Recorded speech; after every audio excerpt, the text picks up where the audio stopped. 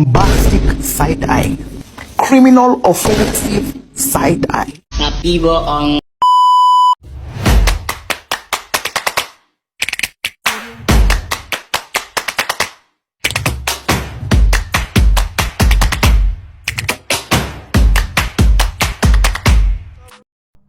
Assalamualaikum warahmatullahi wabarakatuh. Sebelumnya perkenalkan, nama saya Fujira Oda dari program studi akuntansi syariah kelas 3B. Di sini saya akan menjelaskan tentang sejarah perkembangan akuntansi syariah. Jadi perkembangan akuntansi pada masa Nabi Muhammad SAW, pada masa kekhalifahan dan masa sekarang. Dijelaskan bahwa perintah Allah untuk mencatat transaksi yang bersifat tidak tunai terdapat dalam surah Al-Baqarah ayat 282 yang berbunyi, A'udzubillahi minasyaitonirrajim, Bismillahirrahmanirrahim. Ya ayyuhalladzina amanu isa tadayyantum bidaini ila ajalim musamman faktubu wal yaktubu bainakum katibun bil adil. Yang artinya, wahai orang-orang yang beriman, apabila kamu melakukan utang piutang untuk waktu yang ditentukan, hendaklah kamu mencatatnya. Hendaklah seseorang pencatat di antara kamu menuliskannya dengan benar. Makna dari ayat tersebut adalah Allah memerintahkan kepada umat Islam untuk mencatat hak-haknya bila mana transaksi dilakukan secara tidak tunai atau secara utang piutang, dengan mencatat transaksi tersebut dengan benar dan adil.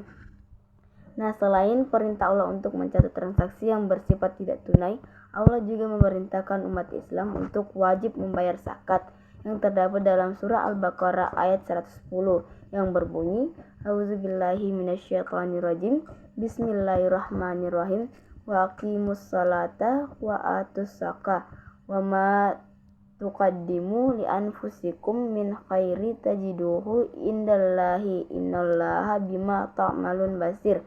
Yang artinya, dirikanlah salat dan tunaikan zakat. Segala kebaikan yang kamu kerjakan untuk dirimu akan kamu dapatkan pahalanya di sisi Allah. Sesungguhnya Allah Maha melihat apa yang kamu kerjakan.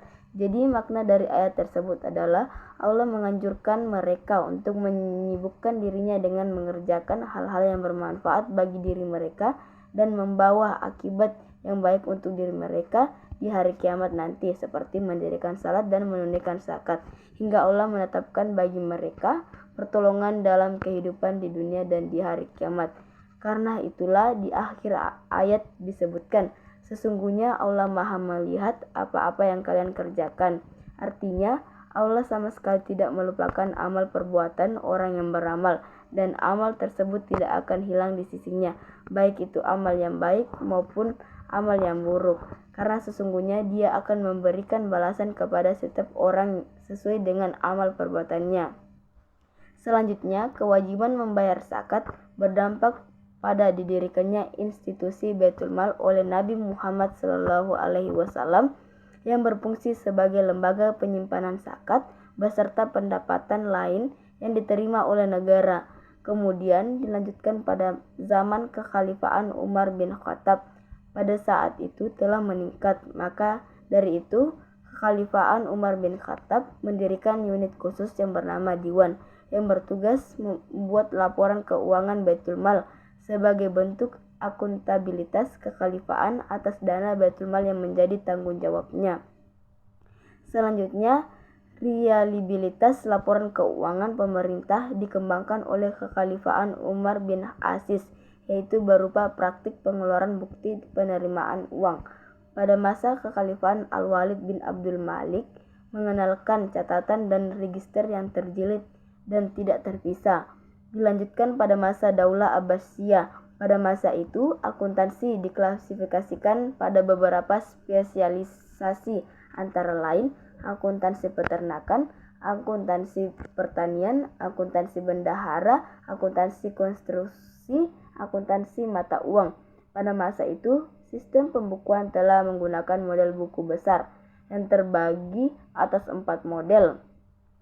Yang pertama ada Jaridah Al-Kharaj, yang kedua ada Jaridah An-Nafaqat atau sama dengan jurnal pengeluaran, dan yang ketiga ada Jaridah Al-Mal atau jurnal dana, dan yang terakhir ada Jaridah Al-Musadarin. Jadi seperti yang kita ketahui, pada tahun 149 1494, seseorang berkebangsaan Italia bernama Lucas Pacioli menerbitkan bukunya dengan judul Summa de Arithmetica Geometria Proportioni et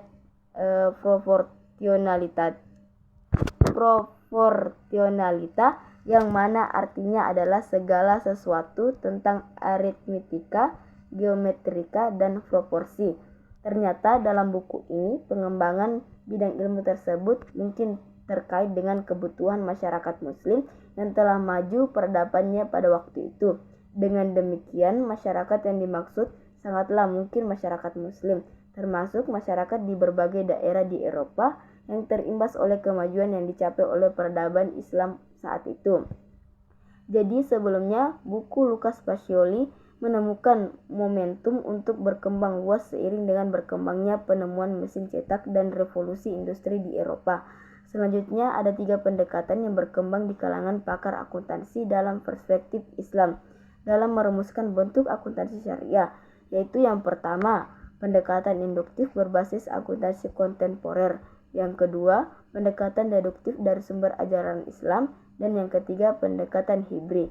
Baik, mungkin hanya itu yang bisa saya simpulkan terkait sejarah perkembangan akuntansi syariah. Apabila ada kekurangan mohon dimaafkan. Saya akhiri dengan ucapan wabillahi taufiq wal hidayah. Wassalamualaikum warahmatullahi wabarakatuh.